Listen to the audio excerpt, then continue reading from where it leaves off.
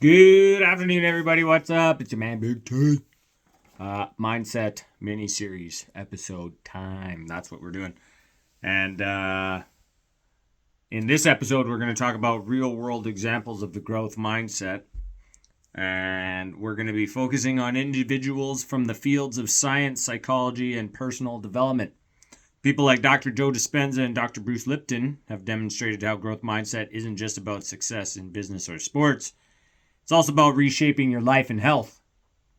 Let's explore their journeys and see how adopting a growth mindset can lead to extraordinary transformations. So, number one, Dr. Joe Dispenza, rewiring your brain for growth. So, after a devastating spinal injury, I don't know if you guys know Dr. Joe Dispenza, but he was hit by a car when he was doing a triathlon, and he was on his bike and he got hit by a car. So after a devastating spinal injury in a bike accident, Dr. Dispenza was told he might never walk again. But instead of accepting that prognosis, he used the power of his mind to heal his body. He applied what we now know as the principles of neuroplasticity, the brain's ability to change and adapt, and over time he regained full function of his body. Dr. Joe Dispenza's story is a perfect example of how a growth mindset can literally change your life. He believed that the mind could influence the body's healing process and set out to prove it. Now he teaches others how to use meditation and mental practices to break free from limiting beliefs and transforms their lives. If you want to check out another great book that touches base on neuroplasticity, check out, what's that book?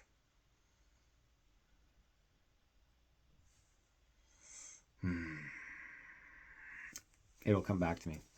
But it's a great book. It talks about how the brain uses, so for, say, someone who's blind, the brain will use the area of the brain, which I think is the occipital lobe for eyesight. They'll use that, the brain will use that for hearing. So it'll take it over and integrate it into hearing, and so on and so forth. Okay, so then Dr. Bruce Lipton, well, what do you know? The book I'm reading. The Biology of Belief. Another powerful example of the growth mindset comes from Dr. Bruce Lipton, a cell biologist and author of The Biology of Belief. Dr. Lipton's research shows that our beliefs have a profound effect on our biology. He discovered that cells in the body respond to their environment, but more importantly, they respond to our perceptions of that environment. Lipton teaches that changing our subconscious beliefs, we can influence our biology in positive ways. Everything from healing chronic conditions to improving overall well-being. This concept challenges the traditional view of genetics and fixed biological outcomes, embracing the idea that our mindset plays a key role in our health. And I agree with that. I agree, because if you constantly think that something's wrong with you, pay attention to what happens. Pay attention. Okay, number 3, Marissa Peer. I haven't read anything by Marissa Peer, so she would be a new one, and maybe I'll check out her books. Rewiring your subconscious mind. Another individual who exemplifies the growth mindset is Marissa Peer. A world-renowned therapist and author, Peer's work focuses on reprogramming the subconscious mind to overcome limiting beliefs. She teaches that many of the barriers to success are rooted in beliefs we pick up in childhood. But the good news, these beliefs can be changed. Key word, changed. Don't think you're stuck. Don't think you're stuck. Through her rapid transformational therapy approach, Peer helps people shift from a fixed mindset, believing they're not good enough, smart enough, or deserving of success, to a growth mindset that empowers them to achieve their full potential. Okay, Dr. Carol Dweck. I think that's Dweck? The growth mindset pioneer. Of course, we can't discuss the growth mindset without mentioning Dr. Carol Dweck, the psychologist who coined the term. In her groundbreaking research, Dweck demonstrated that people who believe their abilities can be developed, those with a growth mindset, achieve more than those with a fixed mindset. Her work emphasizes that failure isn't a sign of weakness, but an opportunity to learn and grow.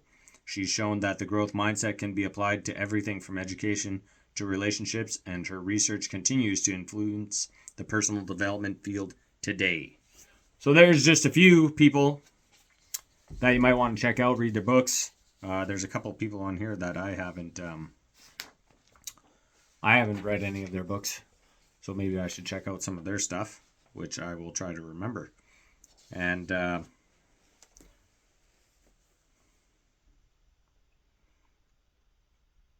so, in conclusion, what are we at?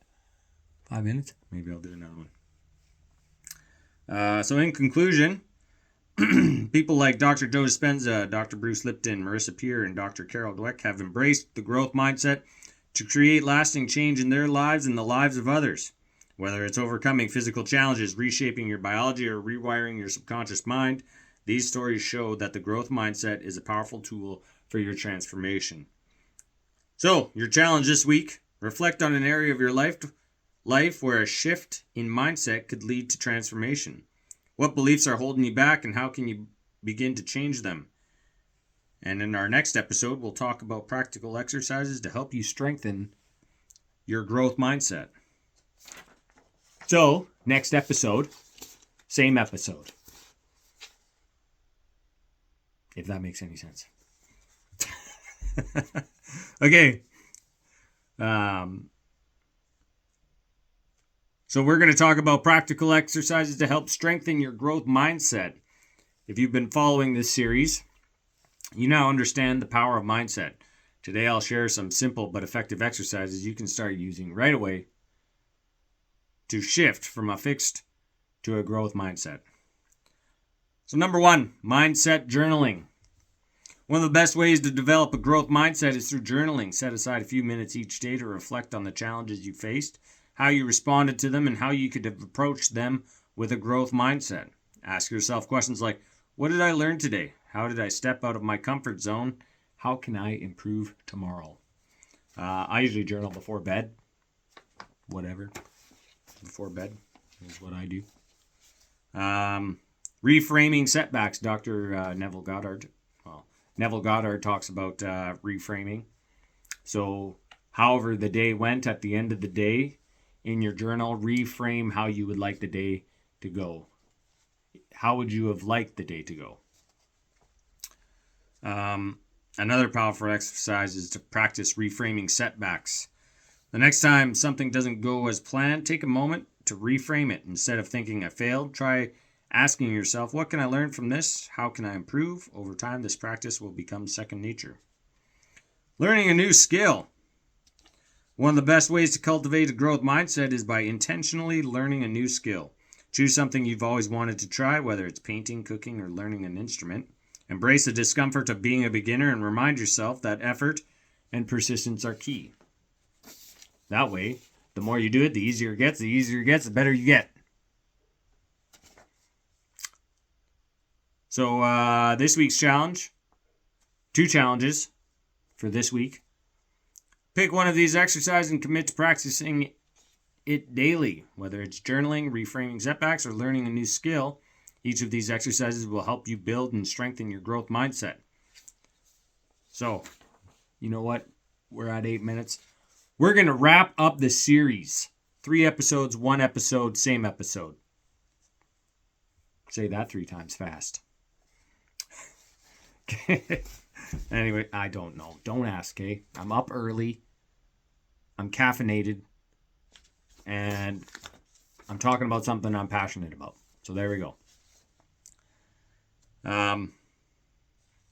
So, the last episode here, or the last... It's the same episode. Anyways.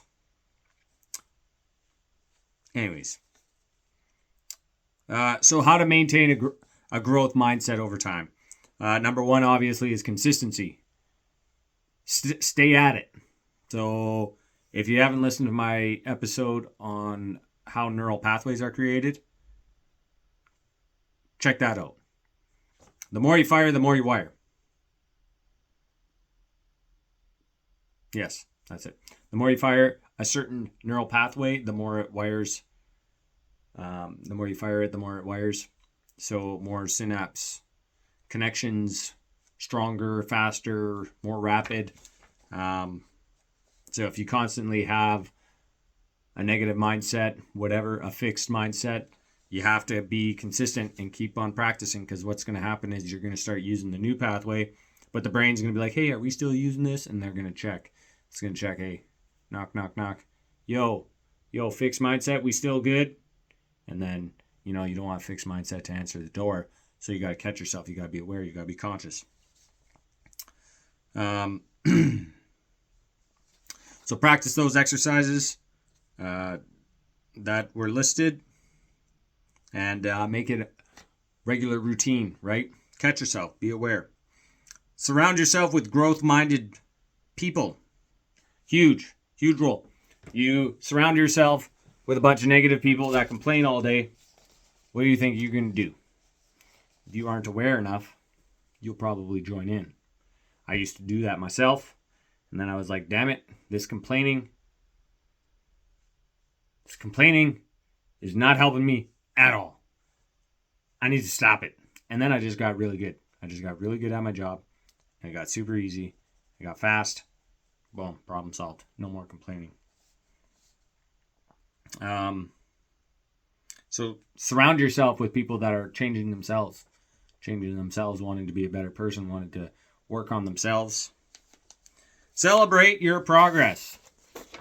So when you do something out of the ordinary, you go and you try something new, you come out of your comfort zone, you do those sorts of things, celebrate that. Good job. Look at yourself in the mirror and be like, you know what, you did good today. I know it's kind of weird, but you know what? Do it anyways, because nobody else is watching. It's just you. Unless, whatever reason. Yes, and doing this is a lifelong journey. It's not just going to happen overnight. You got to be doing it consistent every day. Work on yourself every day, okay? And I guess that's it. That's the end of the Mindset mini-series podcast series episodes. 3 episodes in 1 episode in the same episode with your man Big T on Talent Talks. I know I'm a little wacky, but that's okay. I appreciate every single one of you that has tuned in and listened or watched the videos. I appreciate you guys. You're the reason why I continue to do this, and because I like it, and I don't mind being on camera, making a fool out of myself, being goofy.